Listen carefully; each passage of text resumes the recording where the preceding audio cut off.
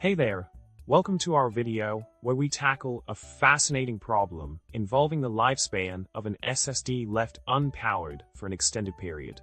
So, the problem at hand is determining how long an SSD can remain without power before becoming impossible to reformat or reuse.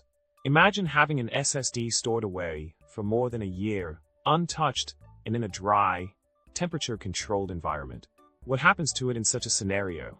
Now, let's dive into the solution for this intriguing problem. It's a bit of a gamble, as the ability of an SSD to retain data without power varies depending on factors like the make and model, temperature, and exposure to radiation.